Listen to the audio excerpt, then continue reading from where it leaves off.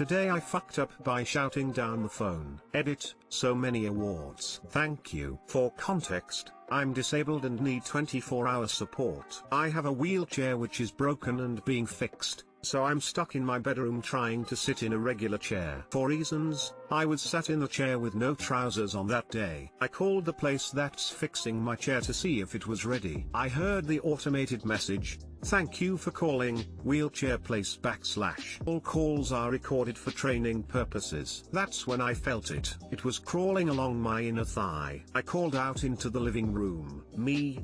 Support guy /. There's something on my leg. SG slowly made his way towards me. Now shouting, "It's crawling on my balls. Help me." He came in and got it. It turned out to be a little money spider. And the wheelchair place heard everything. Too long didn't read, I was on the phone, a spider crawled onto my balls, I called for help and they heard everything. I feel for you op. I hate spiders on me, nothing against them if they stay their distance, just can't stand the thought of them on me, and not being able to do anything about it would terrify the heck out of me. I wouldn't have minded so much if my guy hadn't taken his sweet time to see to it. He's really good, but he's so chill when I'm literally shouting, D.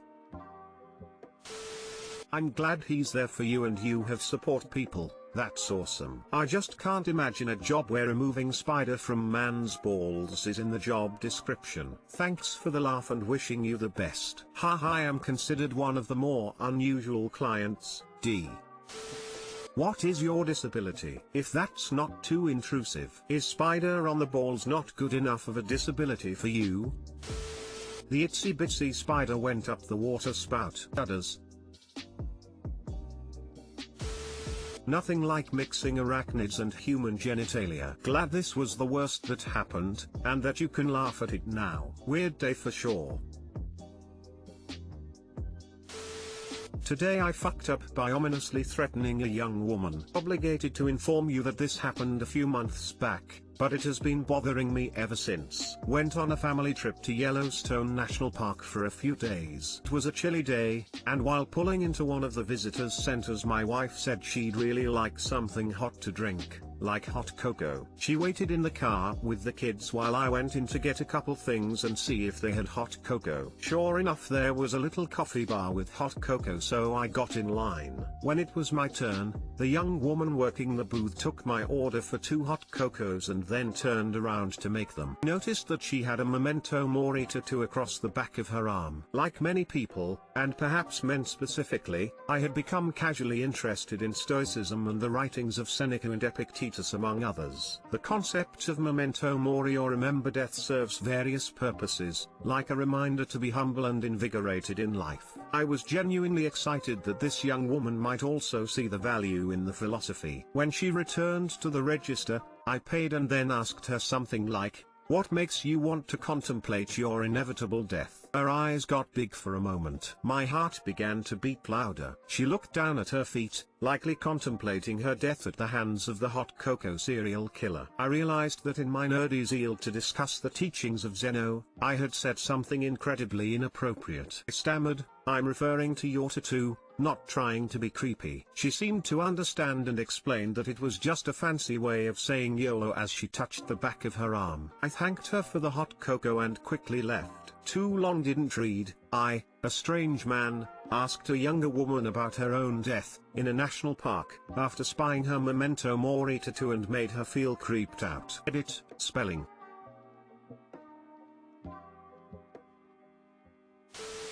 Hot cocoa serial killer / dead. Alternate title, man fails to spread stoicism, comes across as creepy. One time I saw a girl with a tattoo on the back of her neck that said peace sells. But who's buying? I said, "What do you mean I don't believe in God? I talk to him every day." She ran away. I was once served tea by a sweet girl in Osaka with a tattoo on her arm of a large pink heart with the stylized cursive text "rapist" inside it. I tried to ask her about it, but she didn't speak English. It's memento mori, not momento. Dang it, you're right. Can I blame autocorrect? Yeah, I like your tattoo would have been the better choice. That much has become obvious to me. Fair suggestion.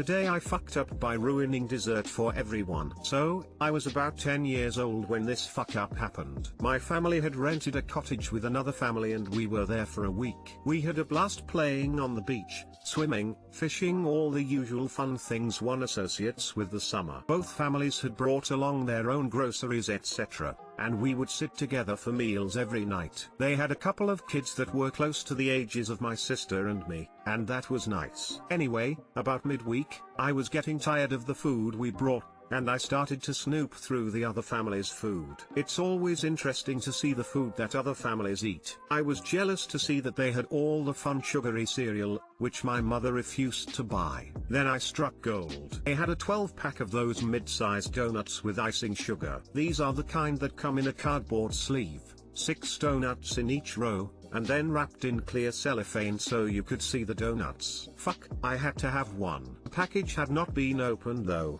and this posed a significant problem. I thought about it for a time. I went away, and then came back and looked at them again, and I periodically came to stare at the donuts throughout the day. Every time though, I came to the conclusion that once I opened the box of donuts, I was fucked. The next day, on one of my scheduled visits to stare at the donuts, I couldn't take it anymore. I carefully opened them, thinking I could expertly reseal them and put Pandora back in the donut box again. Nope, the cellophane ripped, and that was that. That donut was so good, and so fresh, I had another, and then another. It wasn't too long before I realized I had eaten half of the donuts. I decided that the only thing I could do at this point was to eat the rest of the donuts. It seemed logical at the time. I hid the remaining donuts high up on top of a cupboard, and casually ate the rest of the donuts over the rest of the day until they were all gone. To further hide the evidence, I discarded the packaging in a trash can that was on the beach. I was satisfied that I gotten away with it. That evening,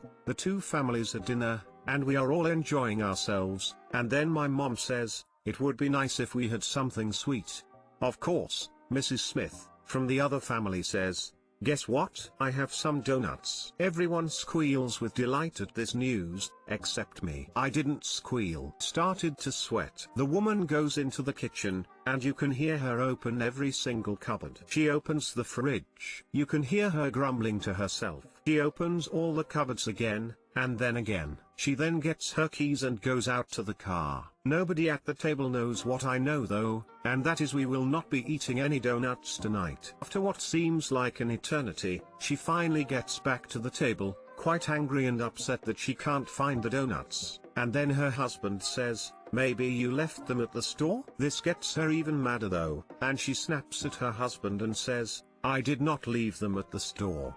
The husband didn't volunteer any more suggestions after that. The family had no dessert that night and I was to blame. The donuts were awesome, but the guilt was a heavy burden for 10-year-old me. Throughout the rest of the week, every now and again, the lady would say, "I sure wish I knew what happened to those donuts," and my guilt would be rekindled. Mrs. Smith, if you're out there today reading this, you're not going crazy. I ate the donuts and I am sorry. Too long didn't read. I ate another family's dessert and nearly drove a woman crazy.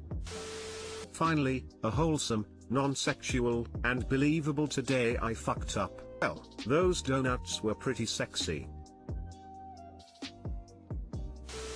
I was always nervous about raiding pantries due to some unpleasant experiences. First, I discovered that not all chocolate is sweetened chocolate. Baker's chocolate is not a treat for kids. Blesh. Worse though was the time I found a half-full bag of sweetened chocolate chips in the cupboard. I ate the entire bag in one sitting. I was reaching for the last few broken pieces when I noticed that there were little white maggots wriggling at the bottom of the bag. The best part is she probably blamed her husband and he had to deal with the fallout all week. I'm Mr. Smith. Linda never recovered from that. He became obsessed with the possibility that she was starting to have Alzheimer's symptoms. Her mother died rather young with severe symptoms. She was paranoid that she would forget where things were, and became a hoarder. We had to take her to a psychiatric hospital 16 months after you had your donut feast. 3 months after that, she escaped, found her way into a Krispy Kreme shop, and jumped into the donut frying machine hot oil container. Thank you for letting us know. That gives us at least some closure.